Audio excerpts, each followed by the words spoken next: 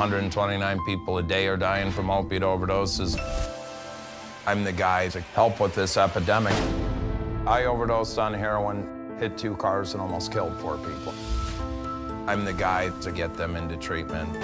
If you want to get better, you're going to end up dead. Got a gun and I will definitely shoot your up, bro. She's a heroin addict. All I want is her. You're a relapse king. You make excuses. It's time to man up. I can get through to you because I've been exactly where you've been. It's one addict helping another addict. I met him 4 years ago, and it turns out he was a heroin addict from Chicago. We used to go to the same damn methadone clinic, and I meet him in LA, and we become friends, and I'm sponsoring him, and we're at a 12-step based meeting, and the speaker is talking about trauma. And Mike shares, and the guy was talking about being stuck in it. And Mike puts up his hand and shares, and he says, you know, I was severely, raped and abused as a child. And he said, I had asked my sponsor, how am I supposed to work through this? And he said, the problem is you've held on to this stuff for 30 years of your life.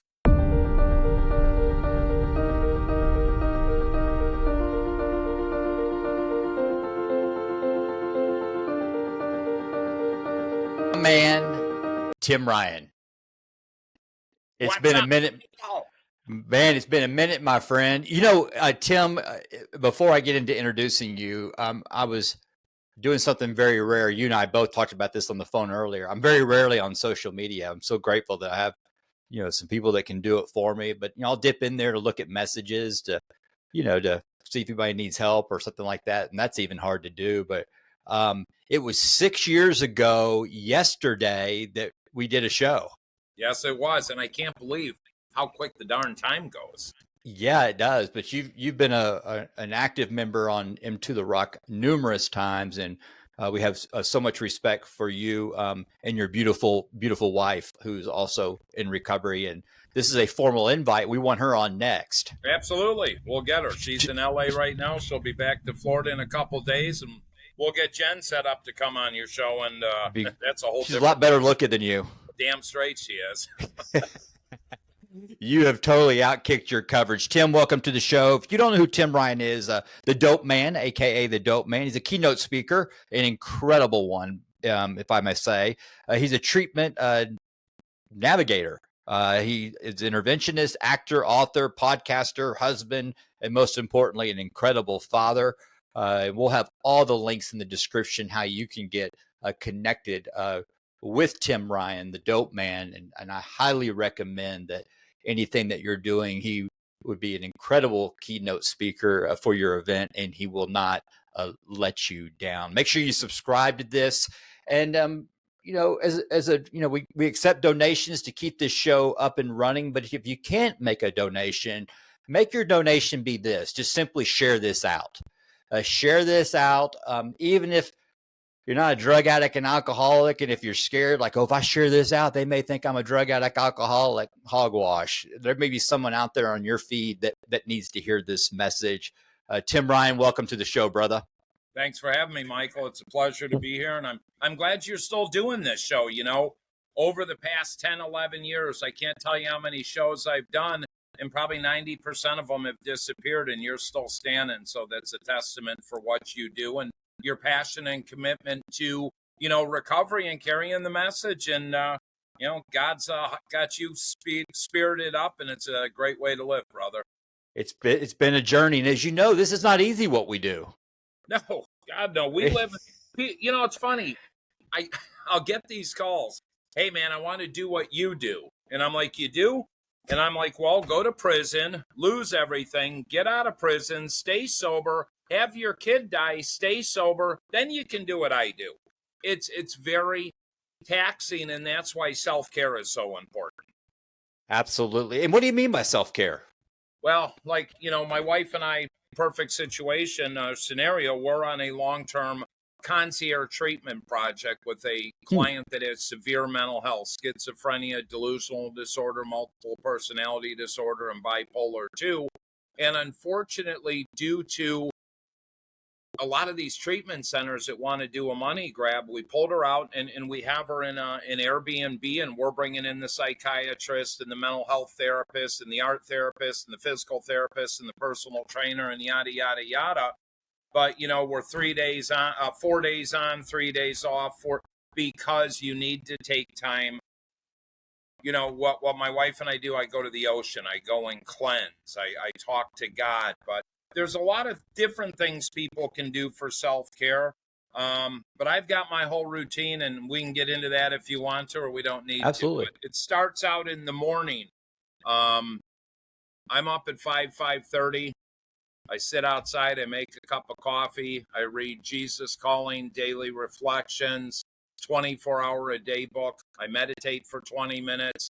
I do a detailed gratitude list. I share it with 174 men. You're one of them. I take an hour to myself every morning to get centered before I pick up my phone, before I get my day going, because I got to get to God before God gets to me. Man, that is beautiful. So well said. I mean, that is that will be a snippet. That was beautifully said. And I do the same thing. I do the exact same thing. And that's probably why we've been running so long. You know, who Absolutely. knows? It's a great simple recipe to do this. And speaking of that, December of this year, we'll be celebrating our 8-year anniversary for M2 The Rock, the show. So Congratulations. That's yeah, awesome. so we just continue doing what we're doing and spreading the message. You know, you started out on A&E. You had a show on A&E. It was, what was it called? It was called Dope Man. Dope Man. That's what I thought. And you were doing interventions. Tell our audience is not familiar. What was that about? You know, it was funny how it came together. I was about 2 years out of prison, and I went to prison for my third DUI. I'm not some hardened criminal, but I got 7 years. I did 13 and a half months, and that was enough for me. But I got a call from a production company out of Chicago, and they were doing a documentary on the Chicago gangs. And truth be told, why all the white kids from the suburbs were buying heroin. So they came out to interview me, and at the time I had 3 cell phones, a work phone, my personal phone, and the one for my nonprofit I ran at the time. And they said, "What are you doing?" My phones kept ringing. So that's how they said, "We can do a show on you." And basically the show was a day in the life of what I do. This company went bankrupt. I bought the footage for $400. The showrunner said, "Let's go to LA." I had a ton of meetings, CAA, Abrams Artist, and my first meeting was with Jason Hervey, who was in the Wonder Years, and he was a childhood actor, and Jason's partner was Eric Bischoff, who was in the wrestling world for a number of years. He started WCW and left WWF, whatever, and I liked him, and I signed with them immediately. It's so crazy how this happened. We fly to New York 3 weeks later, and we have one meeting with A&E. And we go downstairs, and Jason's like, "What did you think?" I'm like, "Oh, that was cool." He goes, "Tim, I don't think you realize what happened in there." He said, "You normally get 10 minutes. He said, "You were with the senior vice president for an hour and a half. He had the lady crying. He said, they're going to do something." And literally the next day they called and said, "Sign them." 3 weeks after that, I had 25 people at my house, film crews, boom crews. It was insane. And they said, "What do we do?" And I said, "Just wait for the phones to ring." And we just went out, and they followed what I did. And, you know, one of the people was a girl, Becky, and I had got her a month prior out of Rockford, Illinois. She had been sex trafficked and was a prostitute since she is 12 years old. I got her into a detox. She walked out, so I went to go hunt her down. And literally, I'm driving, and she's driving with the pimp in front of us. And we're filming all this. So I call my cop buddy. I'm like, "Run a bolo on this. This guy's trafficking her." They pulled into the hotel. She got out of the car. She's like, "Don't mess with these people. They're dangerous." And the guy came up and threatened to shoot me. And I said, "You ain't shooting me. I'm leaving with her." And I did. Got Becky into treatment. We paid for her. Well, we got her into detox. I paid for her and her mom to travel across the country because they'd never been on a vacation together, to go to South Carolina. She went to a long-term program there. And you know, Becky today is a substance abuse counselor, and she just got married, and she's probably my greatest success story. I mean, I literally could tear up talking about it, but that was one of the things. And it was just a day in the life we do, from our support groups to helping families, but it showed it. And a week prior to, we were going to go to series. And the week prior, A&E called and said, we're going to run this as a documentary, which they did. And they ran it before the season premiere of Interventions. But I think they utilized my show to boost Interventions, but they were afraid my show was going to compete with Interventions. But you know what? I don't know many people that can say they had a documentary of a day in the life, what they do on A&E, that had been seen worldwide. And again, I don't care about I was on A&E. I care about I had a message and a platform to carry the word of hope. And holy cow, did my phone blow up? What Yeah. what we didn't realize, Michael, they moved the needle for you. Well, what had happened, rest in peace, Lois. Lois, who donated her office space for my foundation I ran at the time, she had a sign made outside, a Man in Recovery Foundation, Tim Ryan, and she had my personal cell phone on there. I didn't realize when they were filming, they filmed that. So when the documentary came out, we did it where I did my TED Talk. We had 500 people in the audience, and they show my cell phone. We received over 10,000 phone calls in 24 hours. I had a team of 8 to 10 people. We returned every call. It took us a week, and boy, did we help a ton of people. That's what it's all about. That's what it's all about. And you're right. And there's nothing more powerful if you're into stats, okay? The most successful program out there to get clean and sober is one alcoholic working with another and one drug addict working with another drug addict. It's powerful. You know, Michael, it's funny because people want to bash the 12-step based programs and the one that starts with an A and ends with an A. Mm-hmm. Stanford University did an evidence-based study on it a couple years ago. People that actually get a sponsor, work the steps, help other people, have an 85% chance of staying clean and sober the rest of their life. And that's what I do. I do a meeting every day. I have a sponsor. He's got 35 years sober. I sponsor 5 guys. You know, I have commitments at meetings. I check in with my sponsor every day. I've got this whole routine and regimen, and it works. Yeah, and it's working. And the thing is that you're fulfilling your purpose. Absolutely. I mean, there is no doubt that you're doing exactly what you're doing. Like me, so there's no doubt that we're doing it. You know. So you want to hear the twist on that? So after my son died from an overdose on my 21-month sobriety date, Nicholas, and I went to a 12-step based meeting that night. And about 2 weeks later, his mother and I were having lunch, and we were divorced. And I had adopted Nick when he was 3.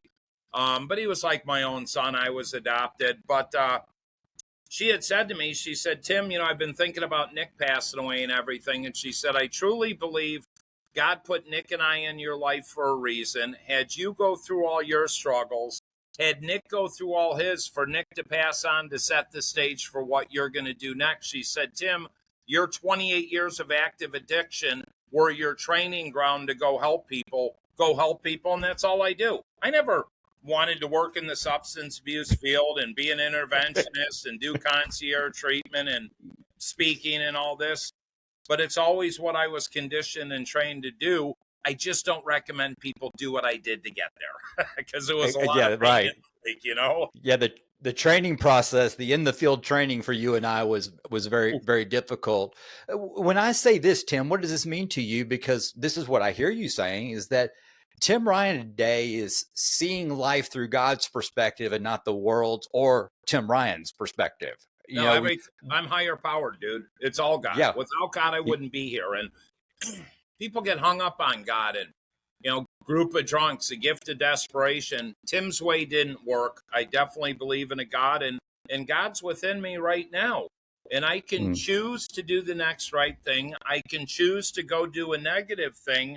And I'm pretty happy all the time.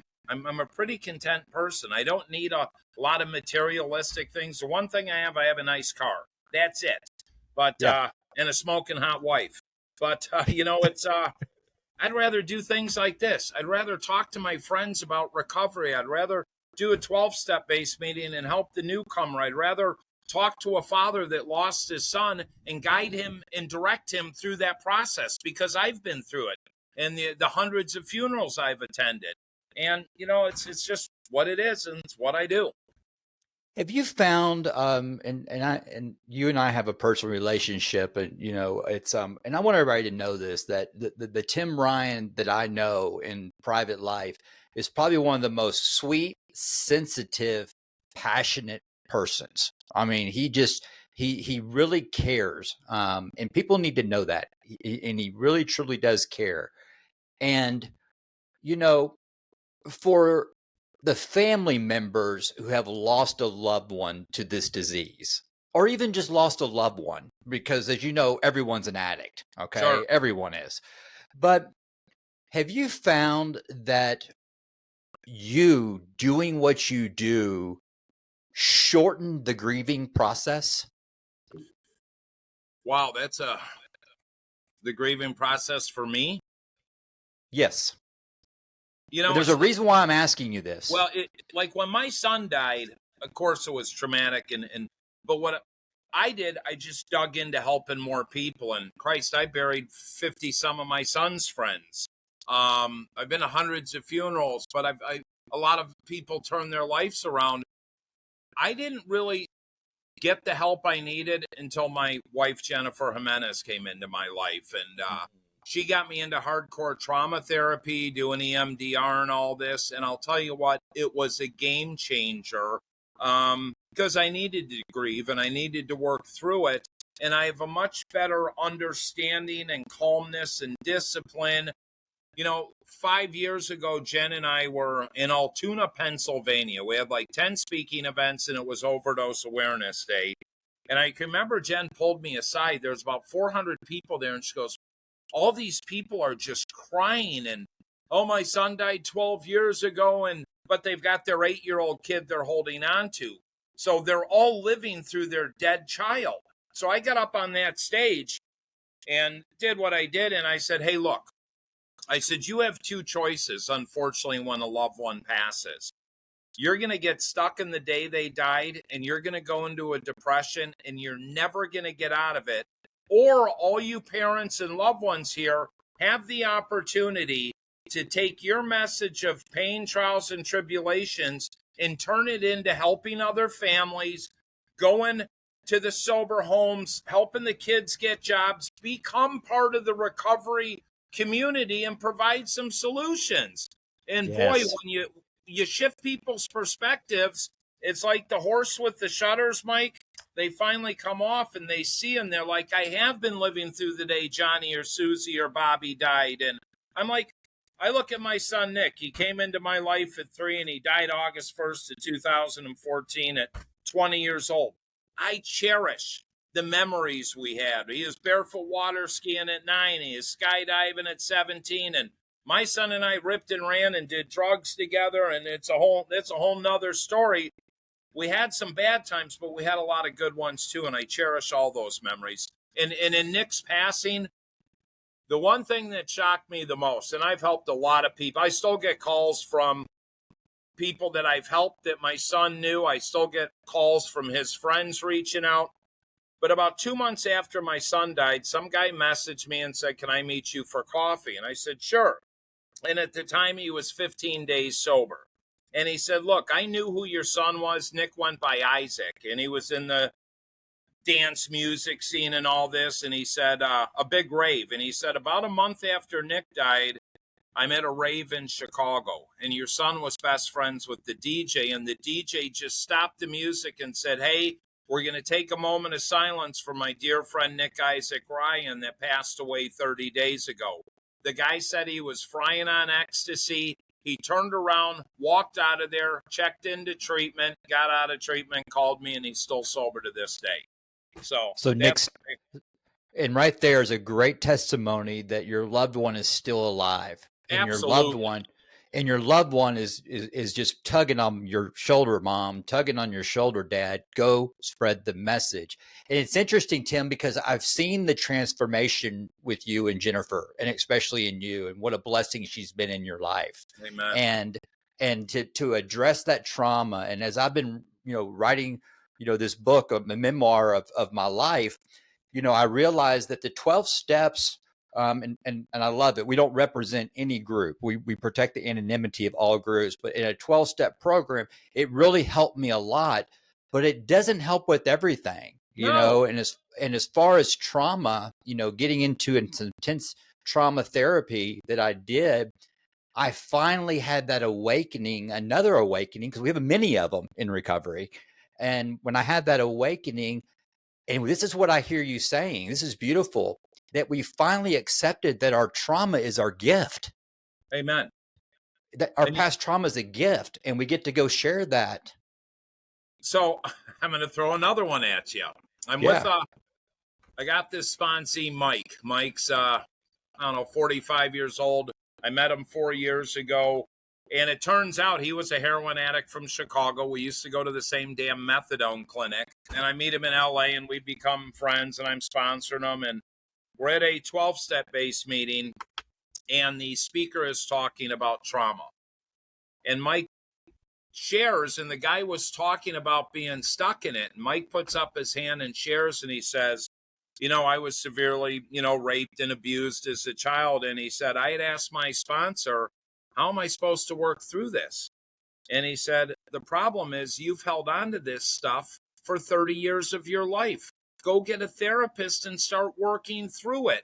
And like that anvil fell off his shoulder. So when I get a call to be a sober coach for someone, they have to have a 12-step based sponsor. They have to have a trauma therapist. If they need to be on any meds, they need to have a psychiatrist, and I'll connect them with all three. Then they'll work with me as a coach. If I'm your coach, I'm not your sponsor, so I can guide and direct everything. And if they're not willing to do it, I'm not going to work with them. Because Right. over the years, Michael, you and I have both seen what works, what doesn't work. People always want to put a Band-Aid on a bullet wound. They want to get to the end of the rainbow without adding any damn color. It doesn't work that way. Just like you, Mike. Right. Your story, you walk out, and I don't know, what were you? How long were you out of jail before you started this show? A week. A week out of jail. I mean, come on, who does that? I wrote the business plan for my nonprofit in prison. I knew exactly what I was doing when I got out. I didn't realize it would get to the level it did, but it's been a really cool experience. And I've been a guest of the State of the Union. Sure, I've had a documentary on A&E. I've been wrote a book. I've been on every damn news show you can think of. And I don't care about that, but it's cool. But I care about carrying the message. And that's what it's all about. Well, yes, you have written a book, and we'll have the link where you can purchase Tim Ryan's book, The Dope Man. And by the way, I was back in Judge Bennett's quarters the last time you and I went there. I've taken you there to meet Judge Bennett, Yep. and we watched a murder trial go down. And she doesn't play, does she? Nope. Right. I remember that. And if you see Judge Bennett again, please say hello. I will. I promise you. I talk to her come almost. back down to Texas. Yeah, I talk to her almost every day. But your book is on her desk. It's still sitting right there on her desk. So when you walk in, you see the Dope Man. 6-7 weeks ago, I was back in the prison. I was an inmate with my buddy Jay, who's an actor and a comedian, his sponsor, and my wife Jennifer. And we spent 2 days there speaking to 1,500 inmates. That's what, and we didn't get paid for it. That I will do for free. They covered our airfare. That was it. They didn't cover our hotels. And I called my buddy Jay, and he said, yeah, we're in. No questions asked. Let's go. And that's the biggest blessing. There was 4 guys. So they'd bring out about 200 guys at a time. And this older chap comes up, and my wife puts her hand on his shoulder, and she's just talking to him. And the COs are coming up, and Jay's going, 4, get away. Well, this guy had murdered 4 women 38 years ago. Why? He was intoxicated, and my wife was the first female he had touched in 38 years. So after we got done speaking, Jenny went up to him, gave him the biggest hug in the world. All these guys that were on death row, they shut down death row in Illinois, so they got transferred to the prison I was in, Sheridan Correctional Center, which has got some general pop, but a majority of it's run by WestCare, a therapeutic community. All 4 of these gentlemen had MBAs, master's degrees, and they were all teaching the substance abuse courses. And they were taking their negatives and turn them into a positive behind the wall. And my buddy Jay and I write letters back and forth to all four of these guys every week. That's what it's about. That is what it's about. And as you know, Into the Rock, our show in audio is on every tablet in every prison and every jail in the entire country.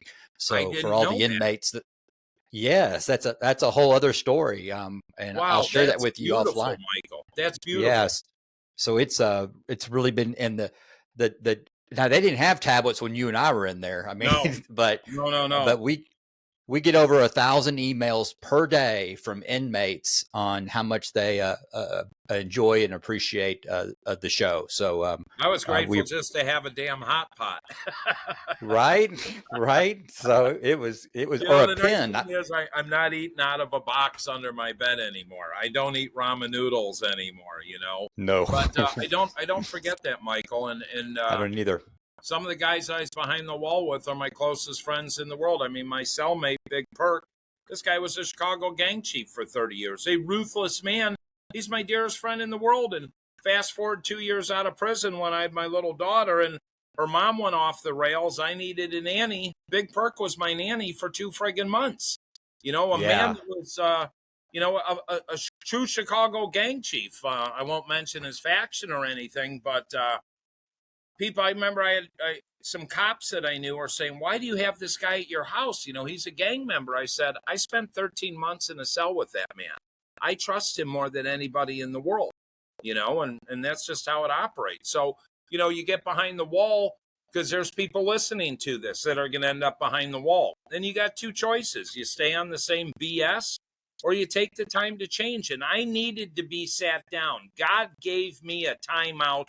Gave me 7 years on paper. I did 13 and a half months, but I took every minute of that time behind the wall to go through the steps, read 400, 500 books, wrote 2 business plans, sat in the day room, had a meeting at night, walked the yard, had a meeting.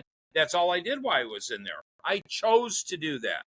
So, which is easy time, Exactly. And that, when I share this, and I think you can relate to this, I just heard what you were sharing, is that after my 27th mugshot, okay, out of 6 years, I did 4 years and got miraculously released early, 2 years early. And that's when I made the journey 300 miles, as you well know about. Yep. That last mugshot, I realized that God was all I had because he was all I needed. Yep. Not church, not religion, not any of that stuff. No man-made God. Right. Okay. The real God. And that's what it took for me. Because see, Tim, when I hear people say they lost all this stuff when they were in their addiction, that's not me. I didn't lose anything in my addiction. I gave it away. It's funny. My wife, who was a supermodel at 13 years old and an actress, Blow, Vanilla Sky, Charlie's Angels, Sweetest Thing. I can remember somebody had asked her, well, what did you do with all your millions? Did you put them all up your nose? She's like, no, I spent it on the lifestyle. It was a lifestyle that we were in. And today I value money. I respect money. I respect myself. I respect my wife. This is the first time in 6 months I haven't been with my wife. She flew out Sunday to LA to visit her mom, my mother-in-law, and our dog. She comes back Thursday, but we're together 24/7. We work together. We live together. We do everything together. And that's the greatest gift in the world for me, where I'm at right now. My oldest daughter, Abby's 5 minutes from me right here. She works for my buddy's recruiting firm, graduated college. I got to go have a daddy-daughter date with my daughter last night. And I put my kids through hell. And after we were done eating, drinking our espressos, she said, Dad, I want to read you a poem. And it was a 3-page poem she had wrote about me. And the first page and a half was coming home at 6 years old and I'm OD'd on the garage floor and all the negative things. But the other page and a half were all the positive. And my God, it just rocked my world. But it also let me know I was always there, but I wasn't present. And I want to be a present father. I am a present father, and that's because of this. My sponsor says this: it's God first, recovery second, family third. If you don't have God, you're not going to have recovery. If you don't have recovery, you're surely not going to have a family. And I can give you the tool book on how to get that. You just got to take some simple suggestions.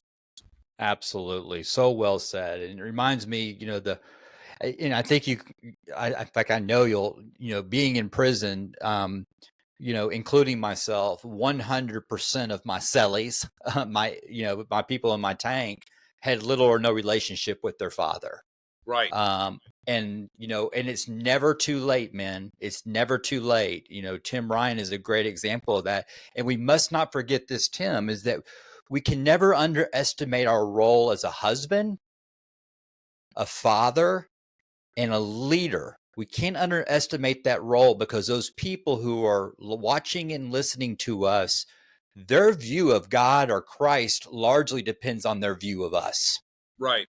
Especially our children and our wife. And you're doing an outstanding job at that. And Jennifer has a lot to do. I mean, she has matted you. It's funny, when I met Jen, I'm in the middle of my second divorce. I was doing a speaking event, Mike, and a 35-year-old female came up to me after and started spewing all her childhood trauma. And I'm like, hey, I'm not a therapist. I got a PhD in pain and a PhD in cardiology. So I knew I needed to connect with the female. And I'd been following Jen, and I shot her a message on Instagram, Facebook, and we started messaging. I was supposed to fly to Florida to meet her, and I blew her off. And then I got to, hey, thanks for breakfast, lunch, or dinner. 6 weeks later, I flew to Florida, and I was going to hire her at the treatment center I was working. She picked me up at Fort Lauderdale Airport, and it's like we were connected right away. We went and had this 4-hour interview. I took her to an early dinner, and I said, I'm going to marry you and spend the rest of my life with you. And she's like, hold on. Maybe you want to finish that second divorce? I said, that'll be done in 5 weeks. She goes, maybe you want to go sow your oats and play the field? I said, I don't operate that way. I know what I want, and I want you. And I was literally divorced 5 weeks later. Jenny and I were engaged 4 months later, and we got married December 31st, 2019 at the Justice of the Peace in Beverly Hills. And, life was beautiful, and we were speaking all over, and then COVID hit and damn near lost everything, and it almost killed us. But what it did was really give us time to build our relationship. And I could not imagine my life without my best friend and partner, Jenny. So it's beautiful. So beautiful. That is so beautiful. Let's talk about one thing that we haven't talked about on this show. Paint the picture for our viewers and listeners of an intervention. Okay. And let's use the model of someone who is strung out on drugs or alcohol. We'll use substance abuse disorder.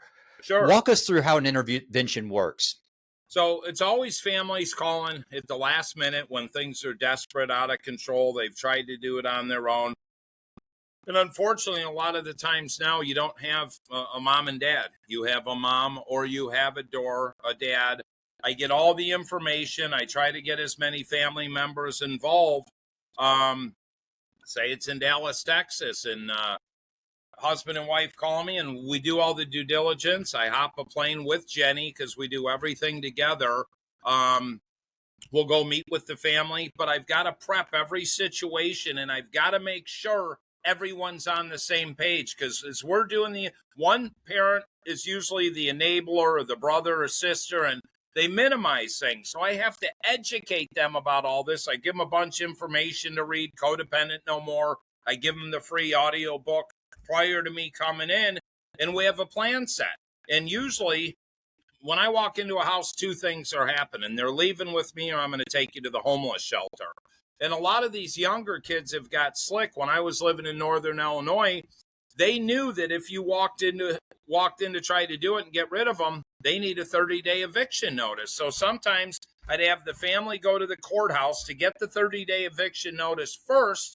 So then when I show up to do the intervention, if they're going sideways or whatever, I'll show it to them, and I'll go upstairs and start packing a suitcase. Then they're like, you know what, maybe I will go to treatment. Nobody wants to go to treatment. 90% of the people don't want to go. But once you get them there, 90% don't want to leave. It is a very detailed dance.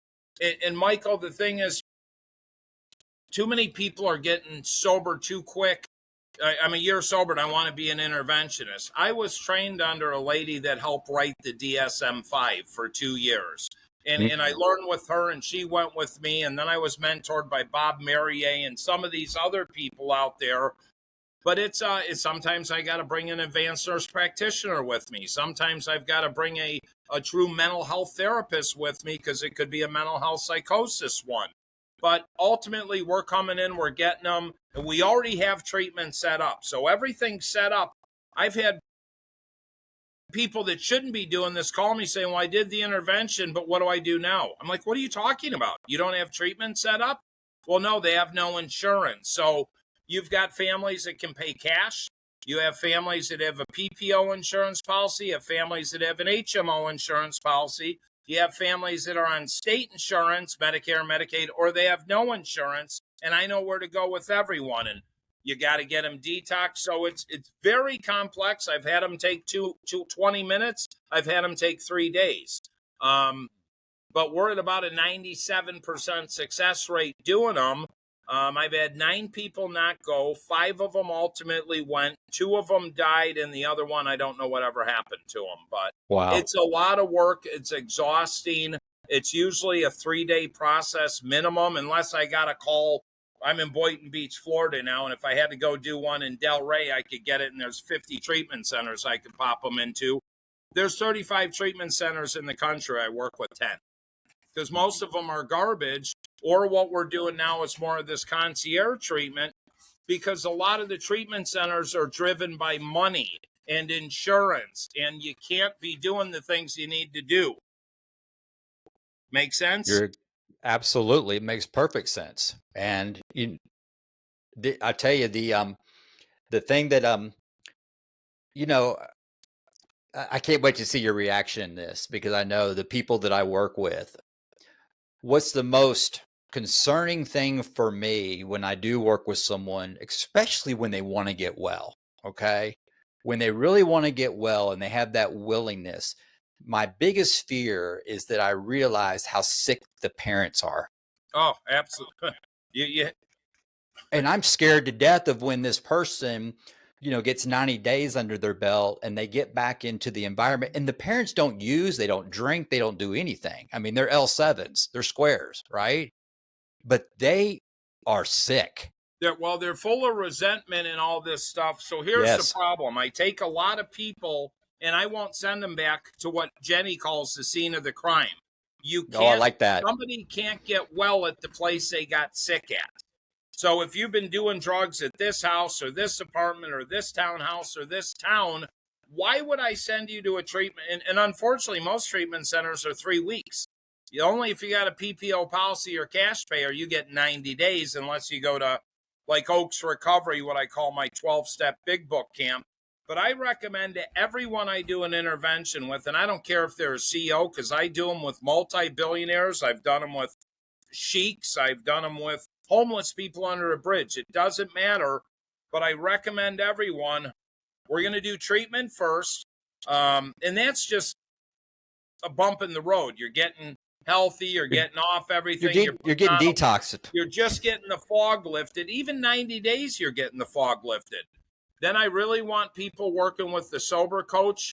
I want them in sober living for at least a year, because then they need to build their foundation, not only in recovery, their relationship with whatever their higher power is, but figuring out how to live life. Because my son died on my 21-month sobriety date.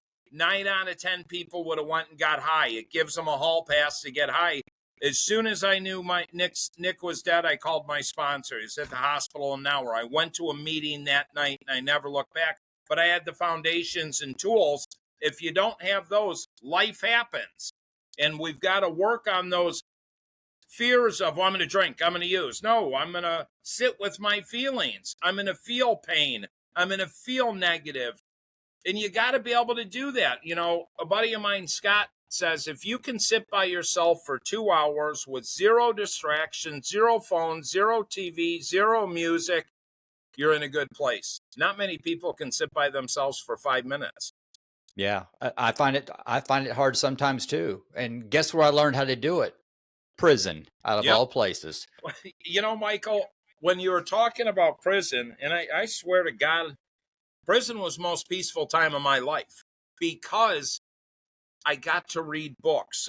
Tony Robbins, Unleash the Ultimate Power, Awaken the Giant Within. Those are 900-page books. But I got the time to work on me because my kids weren't around. I got visits every 2 weeks. I made a phone call twice a week, but that was it. So I utilized that time to benefit myself. Cosmic healing, karmic energy, meditation. Now I do transcendental meditation. 20 minutes every morning, 20 minutes every night. If people actually are a 12-step or step 11, sought through prayer and meditation to improve our conscious contact with God as we understand him, praying only for knowledge of his will for us and the power to carry that out. Most people skip right over the meditation part. That is the key to internal. Everything's internal. It's not external. Jenny always says, yeah, you can make things look shiny and pretty on the outside, but how are you doing inside? Come on with it. Come on with it. And man, we might need to start our own show, for crying out loud. Well, no, this is beautiful. And so, Tim Ryan, dope man, here on Into the Rock. And one thing a takeaway, I want everyone to hear what he's saying and hear what I've been saying too, for the families and the loved ones of the addict, okay, that's struggling. Let's paint the perfect picture. The day that they go into treatment, that family needs to be in therapy and counseling that day. Yeah, day. You get my ADHD going and I jump all over. I demand that the families go to Al-Anon, they read or listen to the book Codependent No More, and they start seeing a therapist.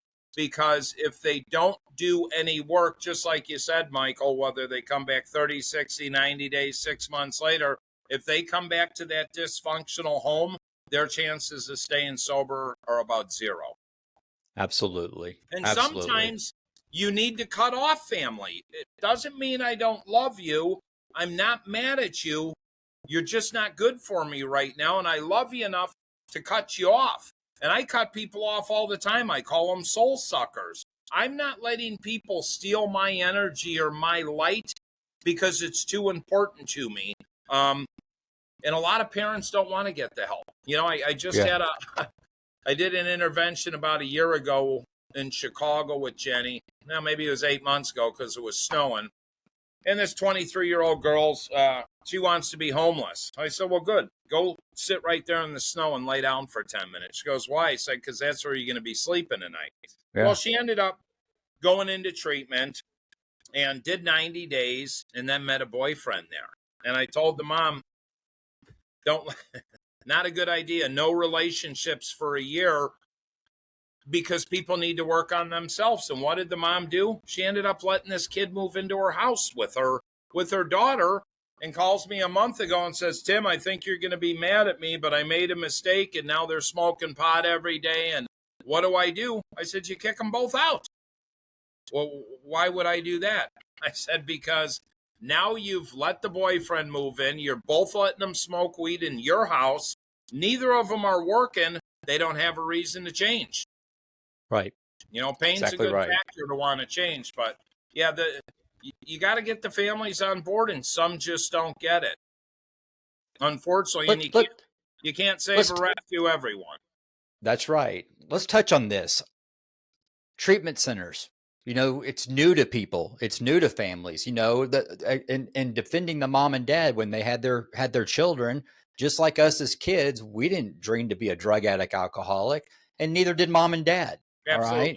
And so, being having to do treatment centers, what questions do they ask? Where can they go to weed through the trash? And because there are good treatment centers out there. There's really good ones. And guess what? They're all not a high price tag. There's some really good boutique programs. And one of the things I've done is scoured the country. So I know where to send people. Yeah. And I know where not. But here's how treatment works. 90% of the families hop on Google, look at a nice palm tree swimming pools, and they take my insurance, and they talk to an admissions person on the phone. That person's probably a year sober reading a script. They really don't know the ins and outs of the center, what happens, what operates. Ask to speak to the medical director and ask to have a phone call with the clinical director. What kind of detox protocols do you have? Do you have, if it's a female, do you have female-only tracks? Or you don't want to take a 23-year-old female and put her in treatment with a bunch of 23-year-old guys. All they're going to think of doing is wanting to sleep with each other. Right. So sometimes people need female-specific programs, male-specific, first responders, veterans programs. A lot of veterans don't relate with the average therapist because they weren't shot up in a war and they can't comprehend it. So I put those people in programs that I know that are run by former first responders. People just don't know what they know. But then here's what happens, Michael. Johnny goes to treatment. Johnny gets kicked out, leaves ODs, and dies. The family wants to blame me. And it's like, hold on. You called me. I gave you 3 different options. Did you talk to the clinical director? Did you do this? Did you hold your loved one accountable? Or when they called and said they're being mean to me, did you come pick them up and let them come home? That's on you. You know, it's like even when my son died, I can remember my former sister-in-law. She said, well, this is all your fault. And I said, how's that? She said, well, you let Nick smoke pot in the house. I said, I let Nick smoke pot. I let Nick drink. I did acid with Nick, and we also did heroin together. I said, I'll own that. But let me ask you a question. The 6 times Nick was in treatment, how many times did you go to visit him? When I said, I approached your husband when I was struggling with heroin. He said, I'll pray for you. That was it. Never offered any assistance, any help. I said, when I was in prison and Nick OD'd 2 more times and was in treatment 2 more times, how many times did you go to visit him? You didn't. I said, when I got out of prison and Nick was in treatment again, how many times did you go to visit him? I said, you didn't. And I said, you're responsible. We're all responsible because you guys enabled all his BS that was going on, and you never helped your sister. Ultimately, it was my son's choice. He chose to use again, and he died. But there's other variables involved, but everybody just wants to point the finger and blame. Anybody can do that. Then they live in anger and depression their entire life. Well, and here's the great thing, and that's why drug addiction and alcoholism has such a stigma. Now, I play a role in that stigma because my behaviors were radical, you know, Sure. and it got to where I had to be put in a place where I wasn't going to hurt myself or hurt anybody else. I own that, okay? Yeah. But there's a stigma on that, and they put drug addicts and alcoholic over here in the corner, and they say, oh, they're just bad people, right? Here's the reality of it, Tim, is that what scares them about us is they actually see everything that we're doing that bothers them. It's because they do it too. They don't drink and do drugs, but they're addicted to other visible things to try to make that go away. Absolutely. So they just go, oh, just Tim's a bad person. Well, Right. why is Tim bothering you? Because Tim's actions are triggering your actions because you're doing the same thing too. You know, when that Altoona, Pennsylvania, when we finished those events, we were supposed to fly to Florida. There was a hurricane. I didn't have a driver's license at the time. I've got one back 3 years, free and clear. No blow and go. Thank you, God. Didn't have one for 20 years. So Jen and I were driving to Chicago. My best friend from childhood called me about one of the guys he worked with. So we shoot to Indianapolis to do an intervention with his daughter. We walk into the house. We meet with the family. About 4 hours later, the daughter wakes up. She comes down. She goes, oh, hi, Tim. I said, excuse me? She goes, you're Tim Ryan, right? I said, yeah. She goes, I read your book in jail. I'm like, oh, this is going to be easy. So anyhow, 3 hours later, she's on her way to O'Hare to a treatment center in California. And she went to a really good program. We kept in touch with her a little bit. Never heard from her again. She died a year ago. And her father calls my best friend and blames him and says, this is all your fault. You got Tim in there to do the intervention. So I called the dad and I said, I'm sorry about your daughter's loss, but how is this my fault? And why are you calling Eric and blaming him? We helped your daughter. I said, what happened after your daughter went to treatment?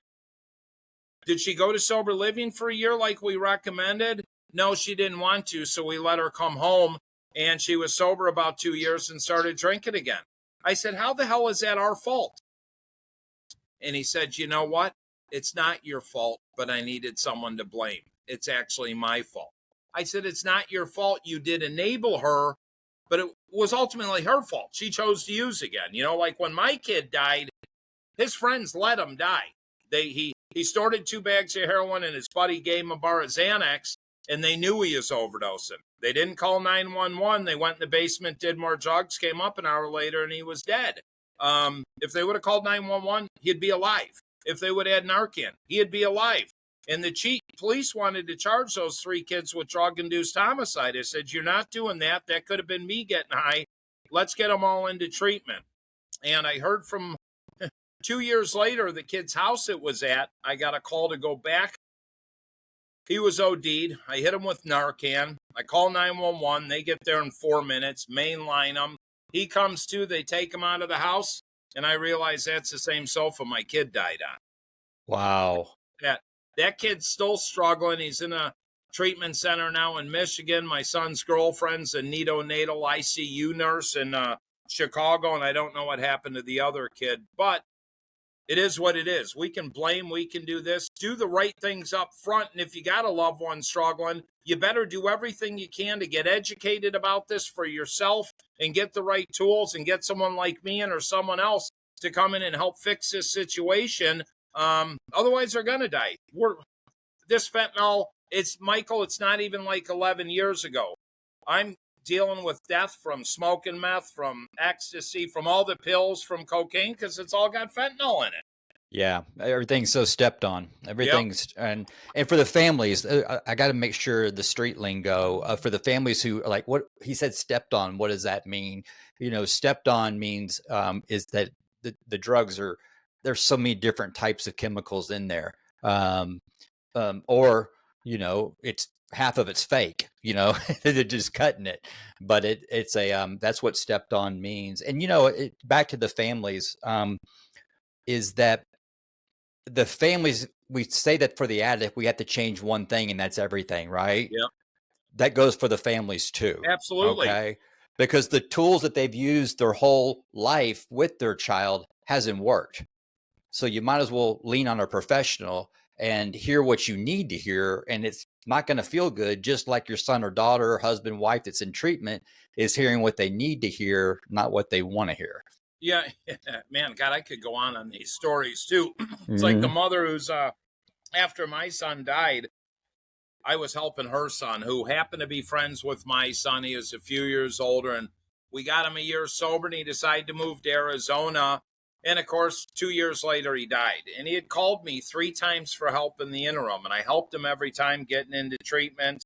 Well, then his mom turned on me and said, well, you started my son on heroin. I said, ma'am, I never knew your kid until I got out of prison. I never knew your son. I never met him. And I said, I found out your son was the one that started my kid on heroin. I didn't start my son. I caught him using it. He followed in my footsteps, and we started using together. But everybody just wants to blame. So what I had asked her, I said, let me ask you a question. When your son was 16, he was drunk and got a DUI and wrecked his truck. I said, what did you and your husband do? You went and bought him a new truck the next day. A year and a half later, when he got another DUI and wrecked that truck, what did you and your husband do? You bought him another car. I said, you guys enabled this. And it's explaining to the parents, I didn't get high with my kids. Shit, you're the first one your kid drank with. Alcohol is the drug. It kills more people than anything else out there. People don't understand that. It kills more people than fentanyl, cocaine, all of it combined. Alcohol is the number one killer out there, but since it's promoted on TV and promoted for a fun time, it's all a psyop. You don't need to go to a football, basketball, hockey game to get drunk. Go there to enjoy the game and the sport, but alcohol is just everywhere. And I tell you, I was with my daughter last night having dinner. And we're sitting on the intercoastal, and I'm looking at these people pounding away, this older couple, and I'm like, God, I'm just grateful I don't live like that anymore. Yeah. I'm present, I'm there. But the families need to get involved, and they need to get the help, because you can't send Johnny or Susie back to the home if mom and dad are still drinking at home, or if mom and dad are smoking pot at home, because pot's damn near legal everywhere. And a lot of people that might have smoked it in high school and now they're adults, well, they're smoking it all the time. Well, they're doing it around their kids. Well, they're sober, and that's a whole nother thing. Well, I smoke pot and drink, I'm sober. No, you're not. You're not sober. Well, I'm California sober. I don't know what California sober is, because sober to me is no mind-altering substances whatsoever.